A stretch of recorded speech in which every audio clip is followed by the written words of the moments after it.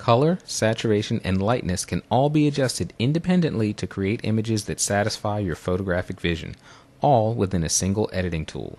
That tool is called Hue Saturation and can be found in the Adjustments panel.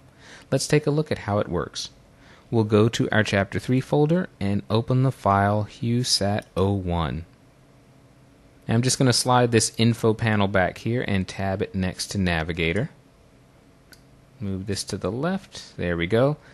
Let's activate our Adjustments panel here, and we're going to click the Hue Saturation icon.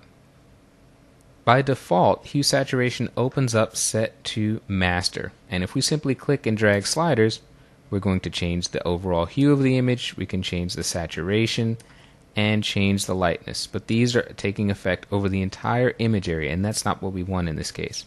So I'm going to press this Reset icon here at the bottom, and instead we're going to click on the On-Image Adjustment tool.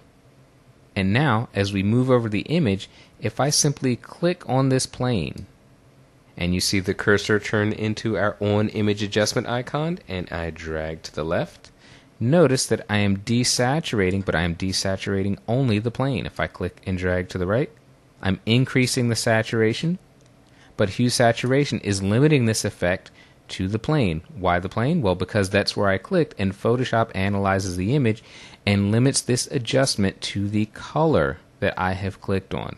So since we have an orange plane and a blue background, it's very easy to limit this adjustment to the plane. Now that's saturation. What if we want to change the hue? Let me go and reset this again. If instead of clicking, I hold down Control click, that would be Command click on a Mac, then I can adjust the hue. So I can adjust just the hue of this plane. I could make it yellow. I can make it light purple. And again, a nice clean selection. It's eliminating the blue because it's a different color than the plane. So you just click and drag to adjust saturation. If you want to adjust hue, hold down the Control key while you click on Windows or the Command key while you click on a Mac. What happens if we want to adjust lightness? Well, that you're going to have to go and drag the slider. But we can adjust the lightness or darkness, and again, it's going to be limited to the color that we initially clicked on. Okay, not bad. This is a great image to demo, but in the real world you don't always have these nice clean color selections. So let's take a look at a bit more of a challenging image. We'll go back into our Chapter 3 folder, and this time open HueSat02. Now here we've got a very colorful image. Let's add a hue saturation adjustment layer here. And again, if we click the On-Image Adjustment tool, we can simply click to change the saturation of these greens. We can drag to the left to desaturate them, but notice here what's happening. There's a fairly wide range of greens in these feathers, and some are being desaturated and some are not. This is going to happen often with your images, but there is an easy fix. In the bottom of the Hue Saturation panel, we have 3 eyedroppers.